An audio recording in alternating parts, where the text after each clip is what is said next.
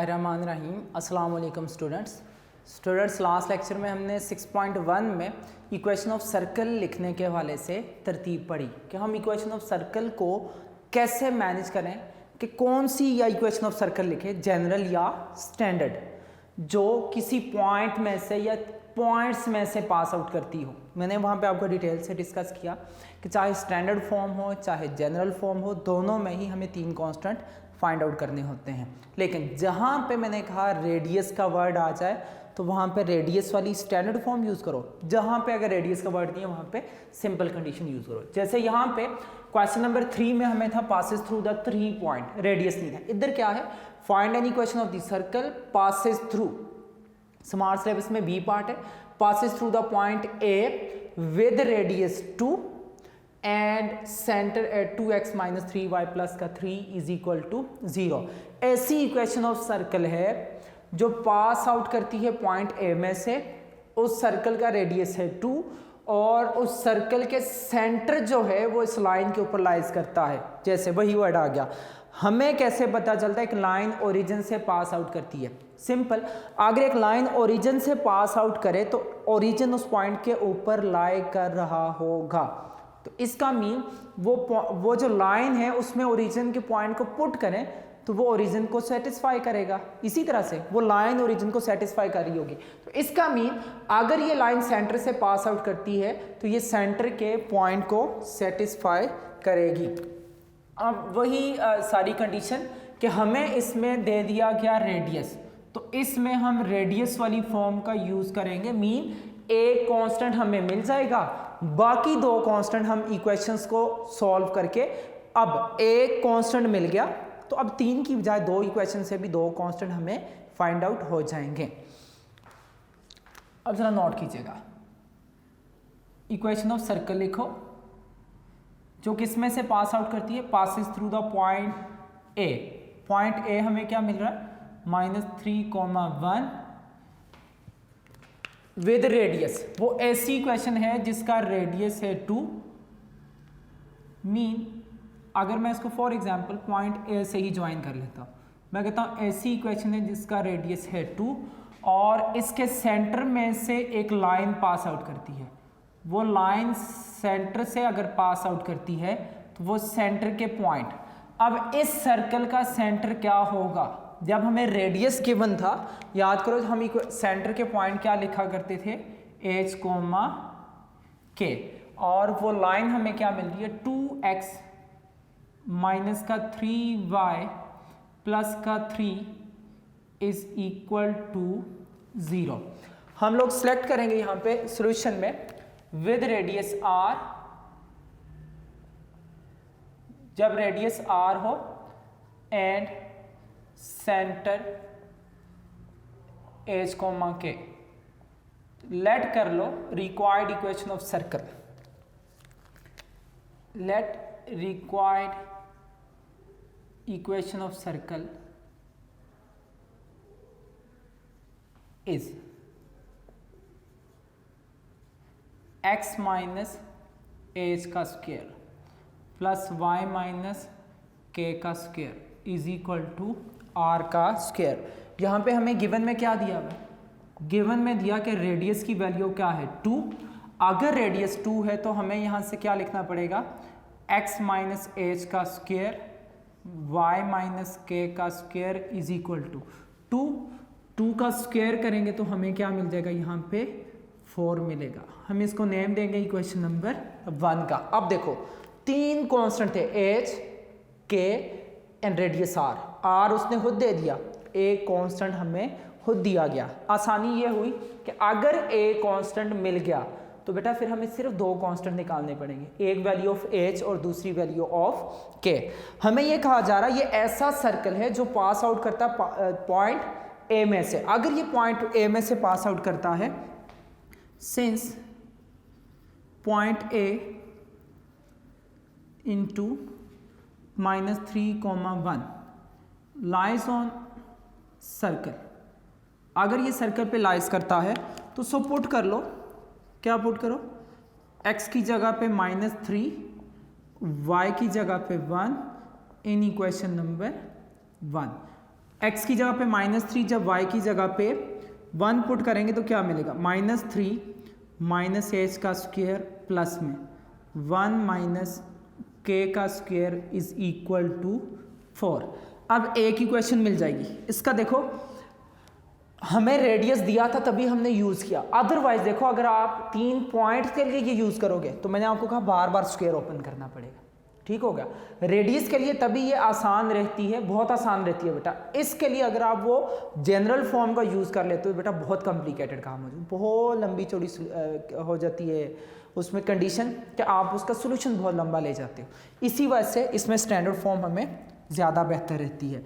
इसके लिए दोनों माइनस है, आप माइनस कॉमन करके स्क्वायर कर लो, या इसके लिए स्क्वायर का फॉर्मूला क्या होगा, a का स्क्वायर प्लस b का square plus 2ab plus second के लिए क्या फार्मूला होगा, a का स्क्वायर प्लस b का square minus 2ab is equal to 4।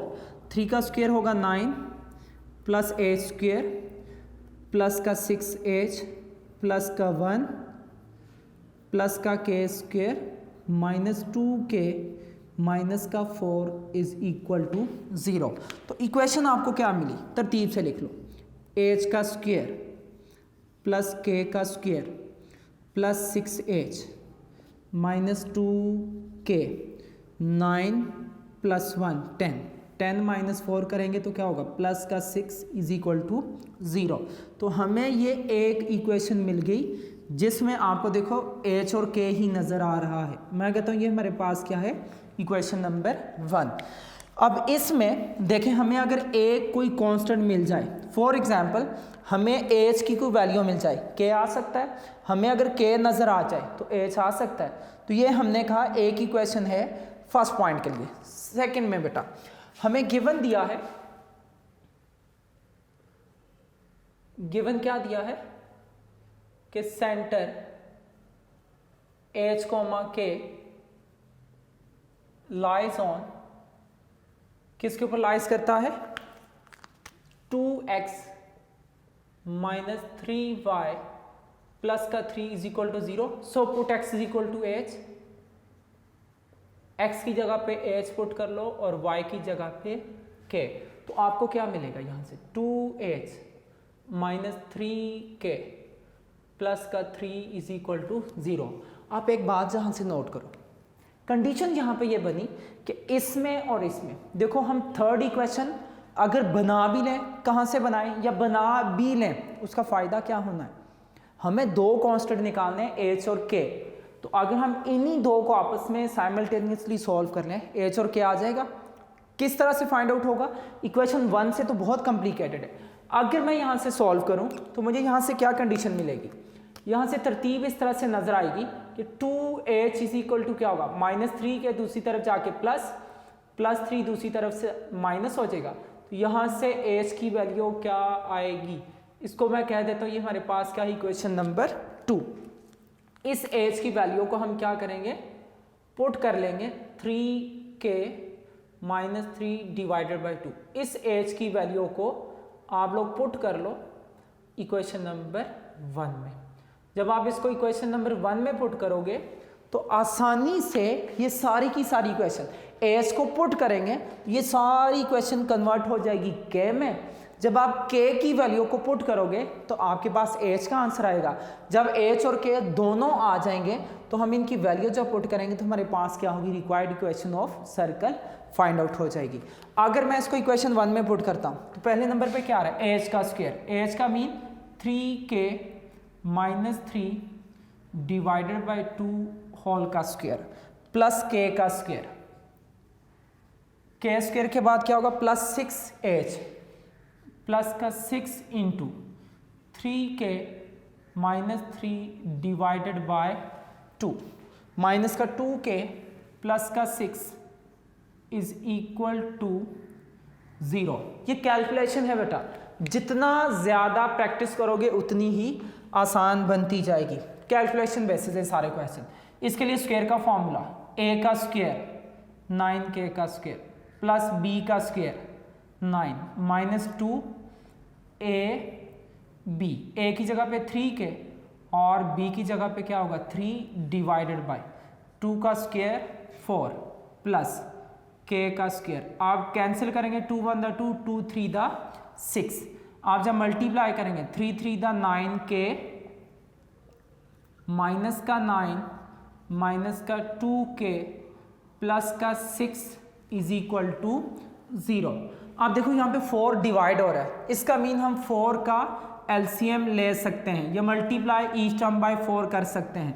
अगर मैं यहाँ पे एलसीएम 4 कर लेता हूँ तो फर्स्ट नंबर में हमें क्या मिलेगा 9k का स्क्वायर प्लस का 9, 2 3 द 6, 6 3 द 18k प्लस 4 से मल्टीप्लाई करो, जब मल्टीप्लाई होगा प्लस 4k का square 4 9 the 36k 4 9 the 36 minus का 4 2 द 8k प्लस 4 6 द 24 इज इक्वल टू 0। एलसीएम जब कैसे लेंगे, अब इसके डिवाइड में कोई वैल्यू भी नहीं है, ये 4 सारी वैल्यू से मल्टीप्लाई हो जाएगा। देखो 4k का स्क्वायर 4 9 द 36, 4 9 द 36, 4 2 द 8, 4 6 द 24, ये 4 डिवाइड इधर जाके मल्टीप्लाई।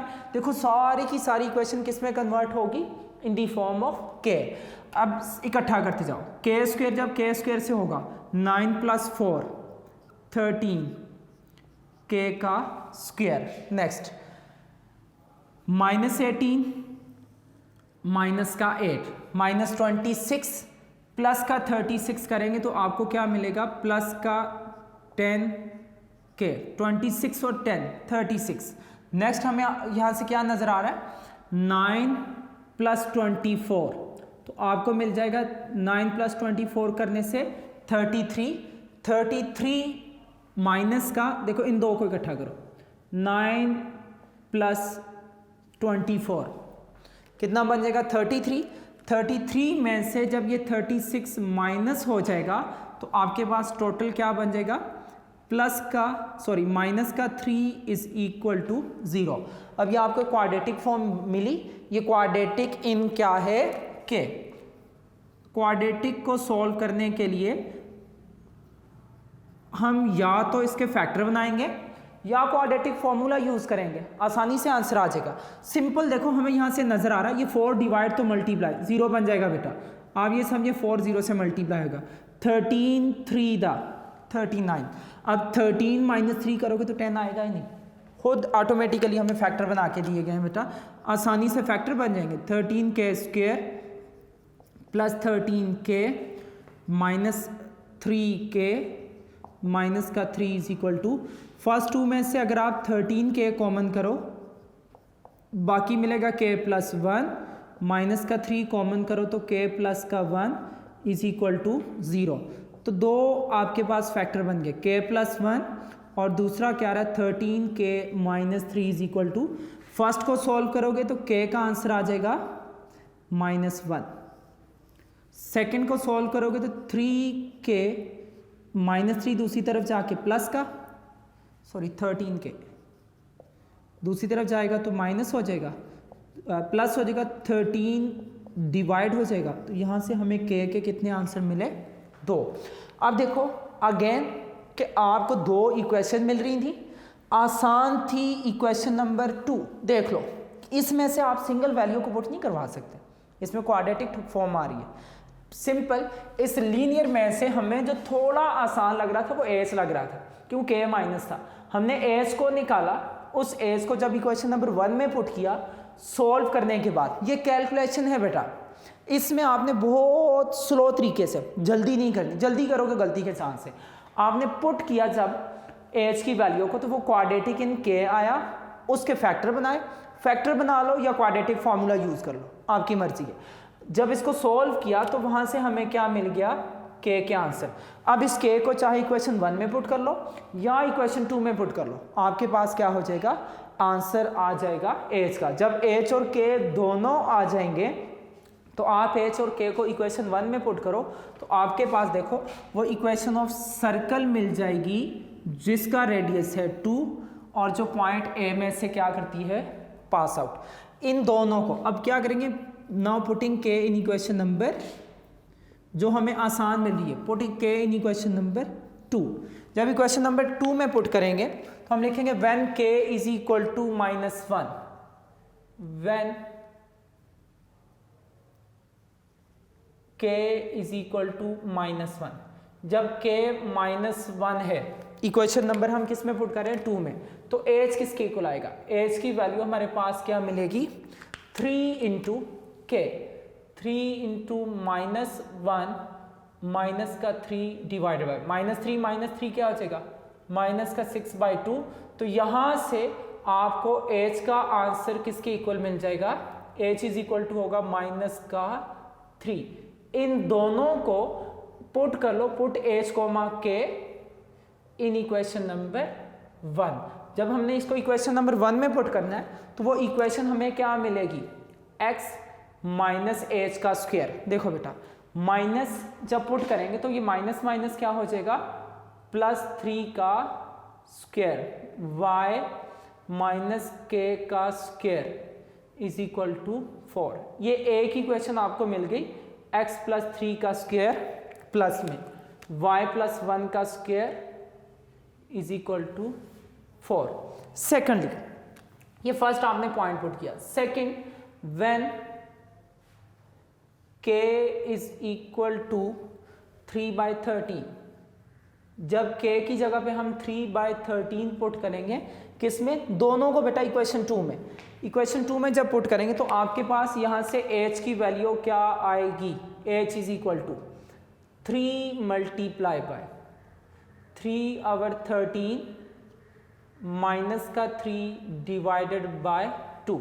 इसको सॉल्व करो। जब हम इसको सॉल्व करेंगे तो यहाँ से h की वैल्यू हमारे पास क्या आ जाएगी, 13 इसका एलसीएम होगा, 3 3 दा 9 माइनस 13 3 दा क्या हो जाएगा, यहाँ से आपके पास 13 3 दा 39 डिवाइडेड बाय 2।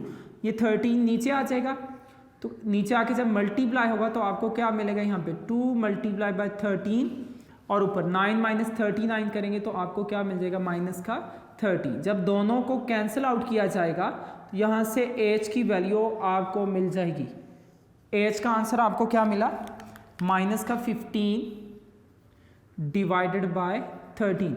इन दोनों को पुट h कोमा के इन इक्वेशन नंबर 1। जब दोनों को हम इक्वेशन नंबर 1 में पुट करेंगे तो आपको इक्वेशन ऑफ सर्कल मिलेगी, x माइनस एच का स्क्वायर, मीन माइनस माइनस आप डायरेक्टली लिख सकते हो, x + 15/3 का स्क्वायर प्लस y माइनस के का स्क्वायर, y माइनस 3/13 का स्क्वायर इज इक्वल टू 4। ये दो हमें क्या मिल जाएंगी, इक्वेशन ऑफ सर्कल मिल जाएंगी, जो पॉइंट A में से पास आउट करती हैं और उसका सेंटर इस लाइन के ऊपर है और उसका रेडियस किसके इक्वल है, 2 के इक्वल। मीन यहाँ पे टोटल प्रोसेस क्या है, आपने बिल्कुल रिलैक्स रह के सॉल्व करना है। एक और बात, अब आप आंसर बुक में ये भी देख सकते हो कि बुक में आपको ये इस फॉर्म में भी नजर आ सकता है कि स्क्वायर ओपन करके सिंप्लीफाई करके आगे एक आंसर लिखा हो। मीन ये स्टैंडर्ड फॉर्म है, हम ओपन करके इसको जनरल में कन्वर्ट कर सकते हैं, लेकिन आप ये चीज़ नोट करो, पहले ही ये लॉन्ग क्वेश्चन है, मजीद इसके स्टेप करेंगे तो ये एक्स्ट्रा लॉन्ग हो जाएगा, बहुत लॉन्ग चला जाएगा। मजीद स्क्वायर ओपन करना, सिंप्लीफाई करने की ज़रूरत नहीं है। क्यों, हमने शुरू में जब स्टैंडर्ड फॉर्म लेट की थी तो आंसर में भी हम स्टैंडर्ड को ही लिख देते हैं, इससे आपका कोई मार्क्स कटेगा नहीं, कोई इससे इशू नहीं होगा, आपका क्या होगा, रिक्वायर्ड आंसर आ जाएगा। मीन एग्जैक्टली वही जो हमने लेट किया उसी फॉर्म में आपने इसके आंसर को भी लिख देना है। चाहे यहाँ पे 4 को आप 2 का स्क्वायर भी लिख सकते हो, इक्वल टू 4, उसको 2 का स्क्वायर भी लिख लो, एग्जैक्ट स्टैंडर्ड फॉर्म में आंसर होगा। जो हमने लेट की थी वही फॉर्म हमारा आंसर आ जाएगी। अगेन मैं रिपीट करता हूँ, देखो दोबारा से मैंने आपको कहा बेटा कंडीशन इस तरह से है कि हमें या जनरल फॉर्म यूज करनी पड़ेगी या यूज करनी पड़ेगी स्टैंडर्ड फॉर्म। अब ये हमारी चॉइस है, हम किसको यूज करेंगे। दोनों में आप स्टैंडर्ड का भी यूज कर सकते हैं, दोनों में आप जनरल का यूज कर सकते हैं, कुछ भी इशू नहीं होता, आंसर आ जाते हैं। लेकिन आसान तरीका क्या है कि जिसमें वर्ड रेडियस का आ जाए तो हम बेटा उसके लिए स्टैंडर्ड का यूज करेंगे। जिसमें वर्ड रेडियस का ना आए तो हमें आसानी क्या है, हम उसमें जनरल का यूज करें ताकि हमें इस वर्किंग से बचा जा सके। स्क्वायर वाला फॉर्मूला ओपन करना, फिर मैनेज करके इक्वेशन लिखनी। अदरवाइज दोनों तरीके ठीक हैं, लेकिन यही कीजिएगा आप। ये रखने के दूसरा तरीका है ही नहीं। जिसमें रेडियस है उसमें यही तरीका है, जिसमें रेडियस नहीं है उसमें जनरल फॉर्म का तरीका है। इस तरह आपको बहुत आसानी होगी। हमें यह कहा जा रहा था, अगेन मैं रिपीट करता हूं, find an equation of the circle passes through the point B, passes through the point, ये इसका पार्ट नंबर बी करना है, passes through the point A with radius 2 having centre at this line. ये line जो है ये centre में से पास आउट करती है। अगर ये लाइन सेंटर में से पास आउट करती है तो बेटा ये सेंटर ऑफ सर्कल के पॉइंट्स को सेटिस्फाई करेगी। तो हमने कहा let required equation of the circle, हमें पता है with radius r and centre h को मार के लेट कर लो। वो इक्वेशन ऑफ सर्कल हमारे पास किसके इक्वल है, x माइनस एच का स्क्वायर प्लस y माइनस के का square is equal to r का स्क्वायर। रेडियस का वर्ड यूज हो रहा था, रेडियस दिया था, डायरेक्टली वैल्यू पुट होगी, हमें एक कांस्टेंट मिल गया। अदरवाइज हमें तीन तीन निकालने होते हैं।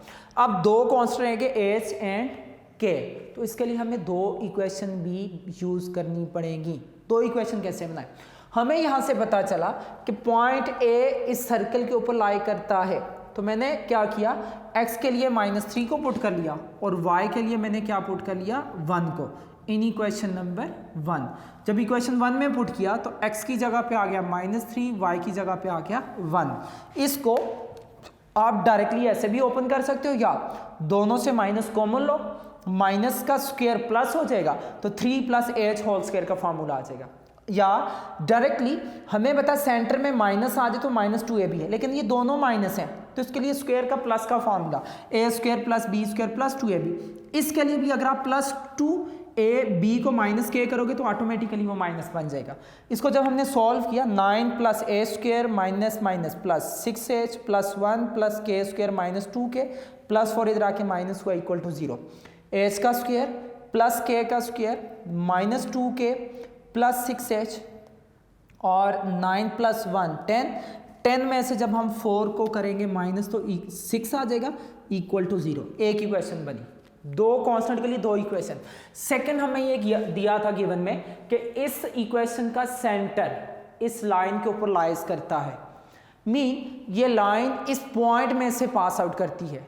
चैप्टर 4 एक लाइन ओरिजिन से पास आउट करती है, ओरिजिन को सेटिस्फाई करेगी। या if origin lies at this line, word तो दोनों सेम हो जाते हैं, थोड़ा सा उसको घुमा के पूछा गया तो बेटा हम x की जगह पे h पुट करेंगे, y की जगह पे k, ये सेकंड इक्वेशन बनेगी। इस इक्वेशन को अब तरतीब वाइज सॉल्व करो। इसमें से h निकालना आसान है। जब हमने h की वैल्यू निकाल के इसको इक्वेशन 1 में पुट किया तो इसको सॉल्व किया। इसके लिए a² + b² - 2ab, 2 का स्क्वायर 4, यहाँ पे k का स्क्वायर 2 3 दा 6, तो ये 3 जब मल्टीप्लाई होगा 3 3 दा 9, 3k माइनस का 9 -2k + 6 = 0। इसके बाद हम लोगों ने क्या कर देना, इन दोनों का एलसीएम लेते हुए हमें ये आसानी है कि इसके डिवाइड में 4 था, ये टर्म एग्जैक्टली सेम रहेंगी, ये 4 इन सब टर्म्स के साथ क्या होता जाएगा, मल्टीप्लाई। 4k² + 36k - 36 -8k + का 24 = 0। ये 4 डिवाइड इधर आके मल्टीप्लाई होगा जो 0 बन जाएगा। बाकी जो हमारे पास बना देखो 9k² + 9 4k² 13। नेक्स्ट -18 माइनस का 8 -26 + 36 करेंगे तो आपके पास बनेगा प्लस का 10k। नेक्स्ट 9 + 24 33 में से 36 माइनस होगा तो बड़ी वैल्यू माइनस की, तो माइनस का साइन, ये क्वाड्रेटिक बनी। आप समझो क्वाड्रेटिक इन x के हैं तो 13x² + 10x - 3। क्वाड्रेटिक को सॉल्व करने के आसान तरीके मैंने कहा हम दो ही यूज करते हैं, तीसरा बाउंड हो तो करते हैं अदरवाइज नहीं करते। कौन कौन से, मिड टर्म ब्रेकिंग जो फैक्टर कहलाता है, या हम उस पर क्वाड्रेटिक फार्मूला अप्लाई करते हैं। Completing square in case of bounding होती है, अदरवाइज हम नहीं करते। जब हमने इसको सॉल्व किया तो हमें फैक्टर मिल गए 13 और 3, 10 ही आ रहा ना, तो यही फैक्टर 13k - 3k कॉमन लिया, 2k के आंसर आ गए। अब इन 2k को हम या इक्वेशन 1 में पुट करेंगे या इक्वेशन 2 में, ताकि h का आंसर आ जाए। 1 लॉन्ग इक्वेशन है। इक्वेशन 2 हमें ज़्यादा आसान नज़र आ रही है। जब k को मैंने पुट किया -1 इक्वेशन नंबर 2 में, तो वहाँ से एच का आंसर कैंसिल करने के बाद आया -3। जब k की जगह पे -1 और h की जगह पे -3 पुट होगा इक्वेशन नंबर 1 में, तो वो इक्वेशन ऑफ सर्कल हमें मिल जाएगी x + 3 y + 1 whole square is equal to 4। अगर आप इसको एक्सपेंड करोगे तो जनरल फॉर्म बन जाएगी, लेकिन नहीं, ज़रूरत ही नहीं है, हमने जो लेट किया था उस फॉर्म में रहने देते हैं। सेकेंड, जब k की जगह पे 13/3 पुट किया तो 3 × 13/3 माइनस का 3/2, 13 3 = 39, 3 3 = 9, फिर 13 नीचे आके 2 से मल्टीप्लाई, 9 - 39 तो -30, कैंसिल किया तो -15/13 आ गया। इस h और k को जब हमने पुट किया इक्वेशन 1 में, तो एक और इक्वेशन ऑफ सर्कल वहाँ से हमें फाइंड आउट होगी कि ये 2 इक्वेशन ऑफ सर्कल हमें मिल सकती हैं। आप अगर इसके आंसर को नोट करो, पेज नंबर आपके पास है 386 पे, क्वेश्चन नंबर 4 का पार्ट नंबर बी। हाँ, इस देखो दोनों फॉर्म उसने लिखी हैं, x + 3 whole square y + 1 whole square is equal to 4 and x + 15/3 और y - 3/13 होल स्क्वायर। और देखो और के साथ उसने लिखे हैं कि मीन आप ये फॉर्म भी लिख सकते हो, दूसरी फॉर्म भी लिख सकते हो। अगर आप जनरल फॉर्म से यूज़ करोगे तो आंसर दूसरा आएगा, स्टैंडर्ड से स्टैंडर्डाइज का कुछ भी ज़रूरत नहीं है बेटा। ये लॉन्ग क्वेश्चन है, पहले ही काफ़ी सारी कैलकुलेशन है, मजीद इसको एक्सपेंड ना कीजिएगा। ये दोनों तरीके ठीक है।